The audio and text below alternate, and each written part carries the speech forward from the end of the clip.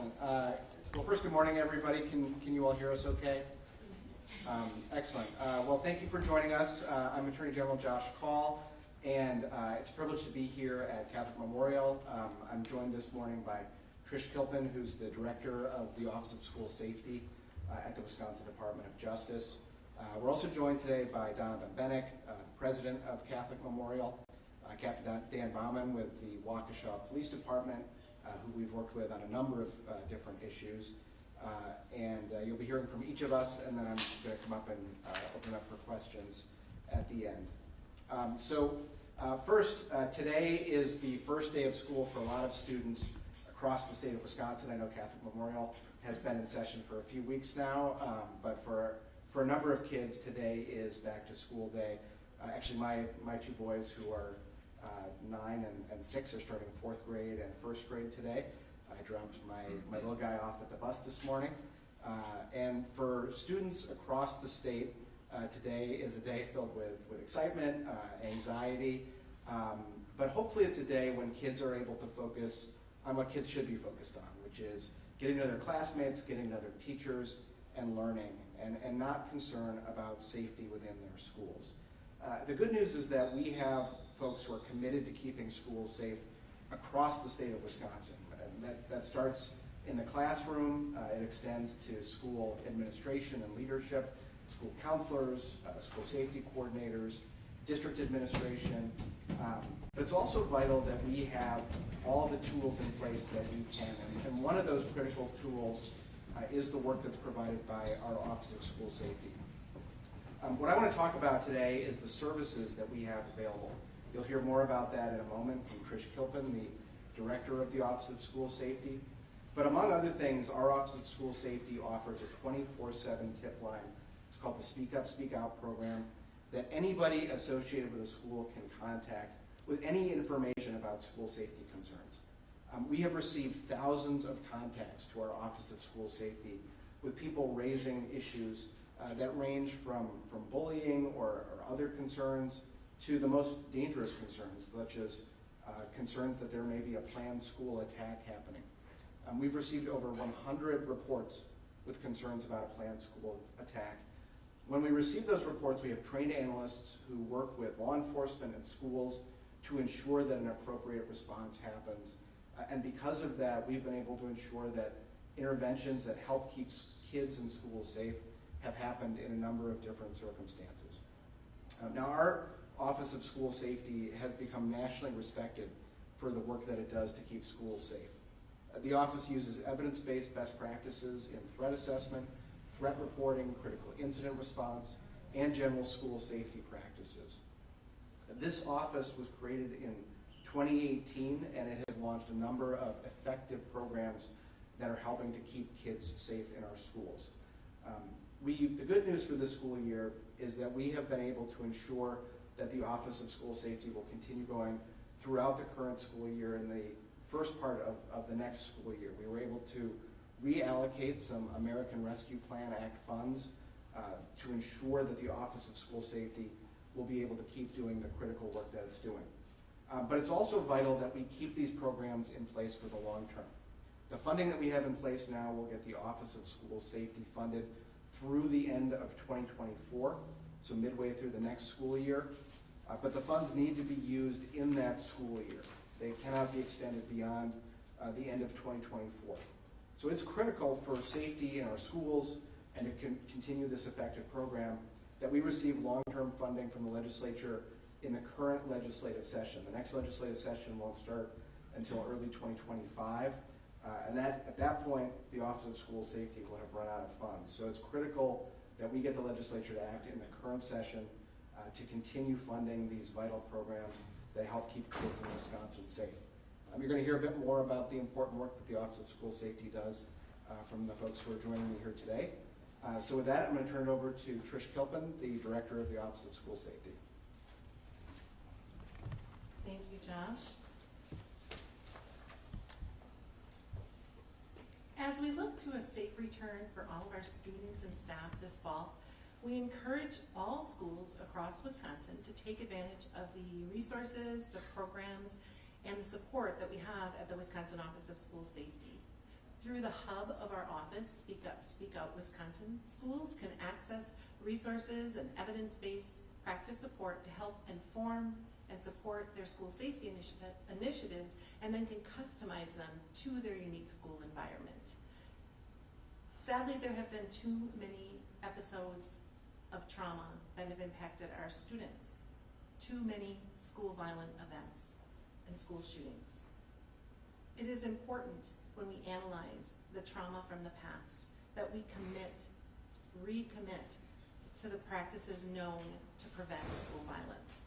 At the Office of School Safety, we prioritize prevention, and we know that there are proven practices that prevent violence in our schools. One is having a threat reporting system. Speak Up, Speak Out is such a system. It's an effective prevention tool that allows students who have information about concerns about themselves or their peers to safely and confidentially share that information with adults. It helps to build a culture of help-seeking versus secrecy. When students are struggling with thoughts of suicide, when their friends are struggling, when somebody is showing warning behaviors that they might be planning an act of violence, we can intervene early, averting school trauma. The cost of trauma is so great that our focus is on preventing those things from occurring. SUSO has received over 7,000 tips in the last 3 years. It was launched September 1st, 2020. 3,500 of those tips have come this last school year. SUSO has earned a reputation as being an efficient and effective tool to respond to concerns for our youth and to avert tragedy. A second program that we utilize as we prioritize prevention is our behavioral threat assessment and management support. It's a best practice in what to do when a student could be demonstrating signs that they're planning an act of violence. It's rooted in the practices of the U.S. Secret Service, and it has a strong scientific body of knowledge behind it.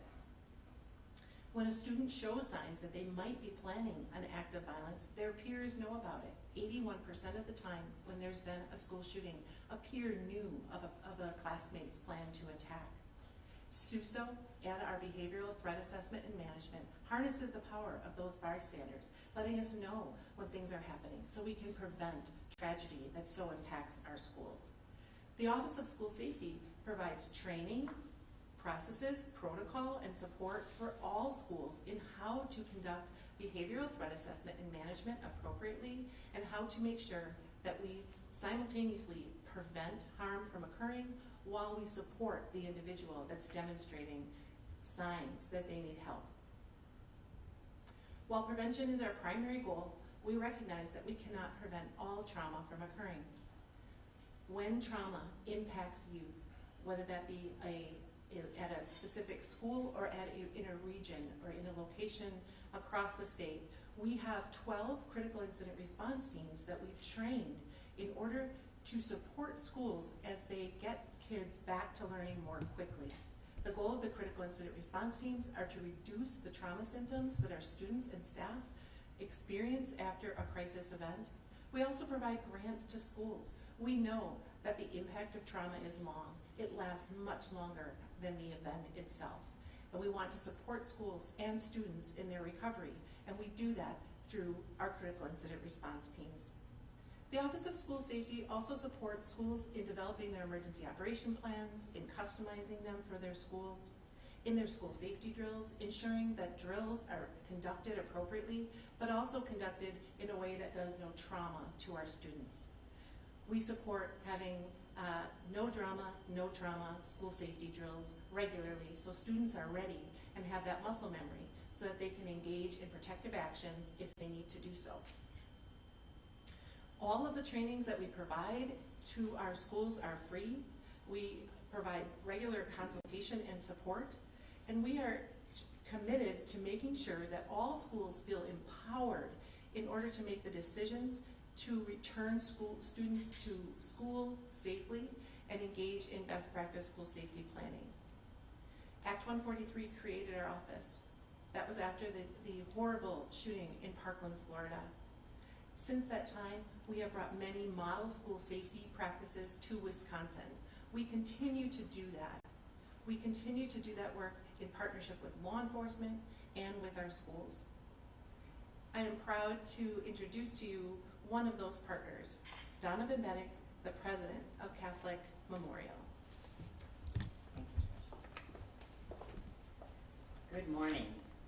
We are here today and very much today in support and with deep gratitude for the Office of School Safety and the critical work they do on behalf of schools throughout the state.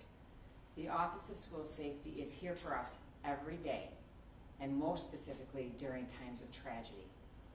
Catholic Memorial High School was dramatically impacted by the events of the Waukesha Christmas Parade in December of 2021.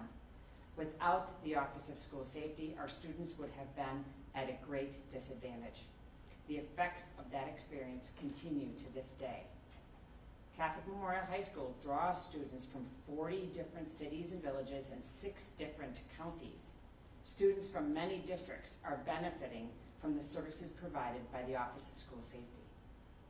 At first, one might think of the critical incident as episodic, but it's actually longitudinal in nature.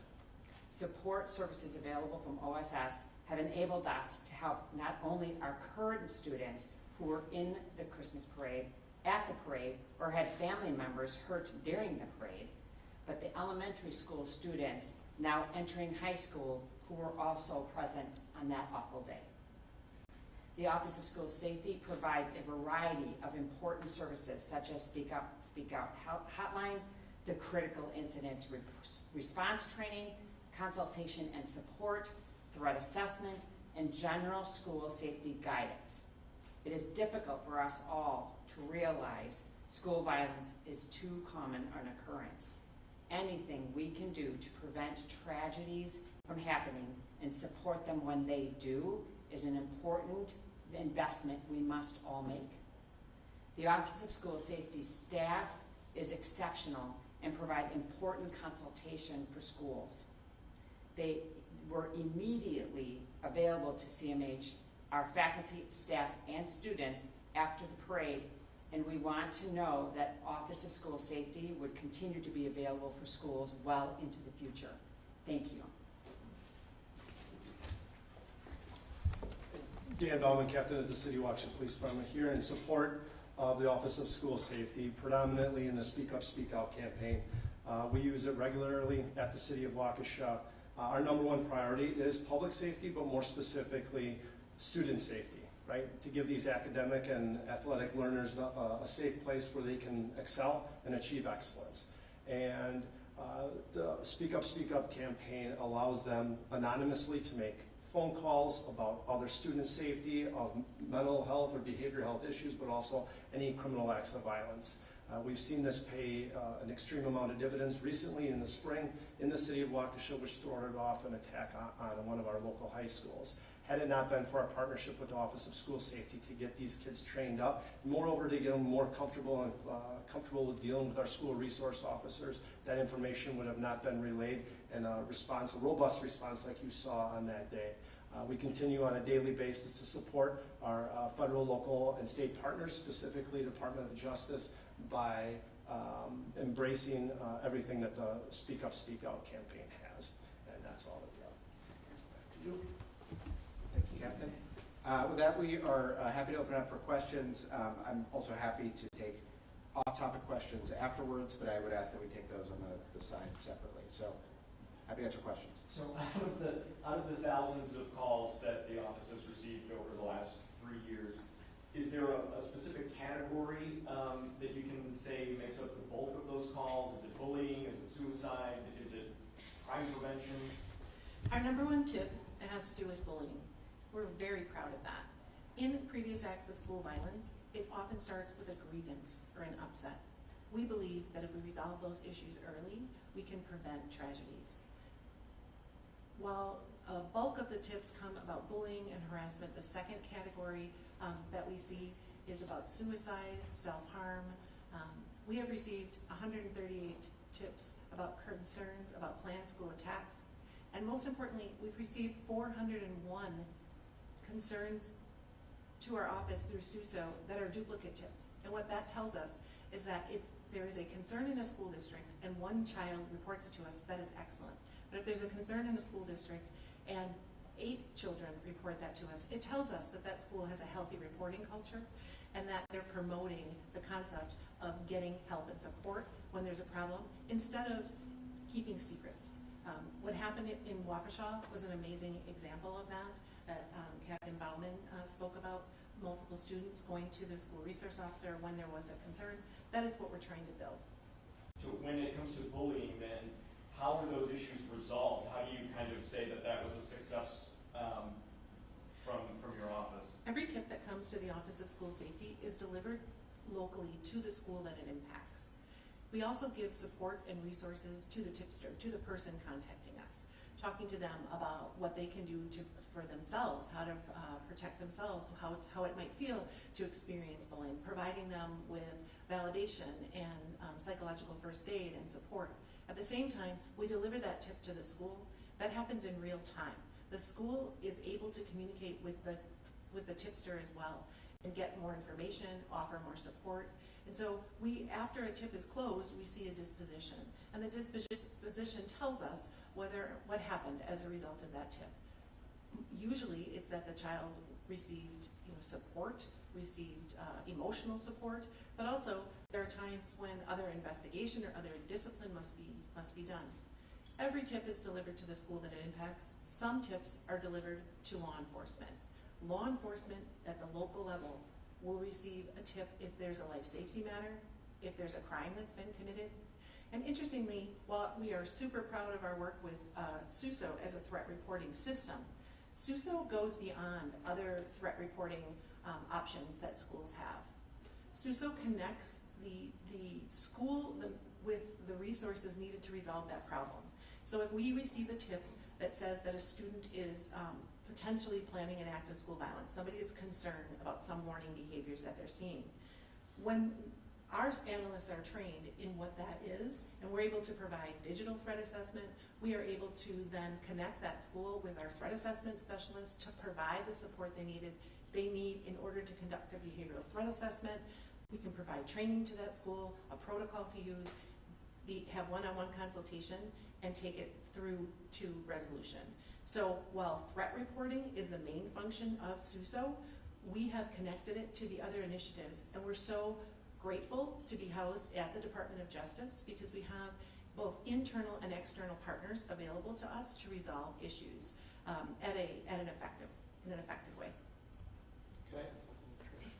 Yeah, thank you. So just to follow up on that, one of the things that I think is really important as we think about this program is certainly there are specific calls that we receive where we want to make sure that an effective response happens immediately. And that's why I mentioned the 100 reports with concerns about potential planned school attacks. Immediately keeping people safe and protecting kids' safety and our school staff safety is the most important thing we do. But long term, and thinking about how we prevent acts of violence from happening, it's more than just responding to one call here or one call there. It's about building healthy climates in schools, building trust between school officials, kids in schools, parents, and resources like the Speak Up, Speak Out program. And so, as Captain Bauman was talking about, by developing a culture where kids, when they see something, speak up and talk to somebody, that pays dividends in lots of different ways. So the intervention he was talking about was one where the students didn't feel a need to reach out to Speak Up, Speak Out, and report anonymously. They contacted a school resource officer directly and got the assistance that they needed. But every one of those contacts we receive where we're building those connections and helping to support those relationships, that makes our schools safer. And as President Benbenek mentioned, this is not a one-off issue. It's not episodic. It's longitudinal. That takes time, and over the years that Speak Up, Speak Out has now been in place, we're approaching 2.5 years. Is that right? We just hit 3. Just hit 3 years. Yeah. Thank you. Yeah. That trust and confidence in the system builds. We see kids sometimes who've made a report before making another report. That's part of the reason that the continuity of funding that we're talking about is so critical, because if the program goes down, it's not as easy as flipping a switch and restarting things a few months later or 6 months later or a year later. It's going back to the starting block in a lot of ways and to start from scratch. We don't want to see that happen. We want to keep building on the progress that's being made and keep strengthening school climates and making our schools in Wisconsin safer. In terms of the timeline for funding, how far out do you have to plan for the next school year? Because I would imagine the timeline for you is pretty short. And then what is the exact dollar amount that's needed to keep this going? Yeah, so the short answer is the sooner the better. In this past state budget, we were hoping to get long-term funding for the Office of School Safety. Unfortunately, that was not included. So in the last few months, one of the things we've been looking at is how we're going to sustain the operations of that office and whether there was a way to do that. Now, fortunately, because of one-time funding through the American Rescue Plan Act, we were able to reallocate some funds. But we were having conversations recently about communicating with schools so that they would know what options are going to be available if our resources at the Office of School Safety weren't able to make it throughout the current school year. Fortunately, they will be, so we've been able to let schools know that those resources remain in place. But the next school year after, right now we're only funded for part of that school year. In terms of the amount, we had asked in the current budget for approximately $2.2 million, and just to put that in perspective, the state currently has a surplus of about $4 billion. So this is something that we certainly can afford. It's a matter of priorities. What that amount would be for the next budget, we need to do an assessment of, but it would be something in the neighborhood of that. So this is something that's affordable. It's making a difference for our kids. To me, keeping it in place should be one of the simplest things we can do to keep our kids safe. What kind of support do you have from the legislature now, and I guess your message to those who don't want to support it? I think it remains to be seen. We are continuing to have conversations with legislators to try to get legislation introduced, standalone legislation. The good news is that we have received almost universally positive feedback for this program. We've had the opportunity to stop in a number of schools where the program has been used, and it's really positive experiences that schools and that law enforcement have had in working with this program. So I think there is a lot of support, but getting legislators together, building consensus, and getting something passed is always a challenge. And so, we're going to keep advocating and hopefully get something accomplished in the current legislative session. Great. Well, thank you all for being here. We appreciate it.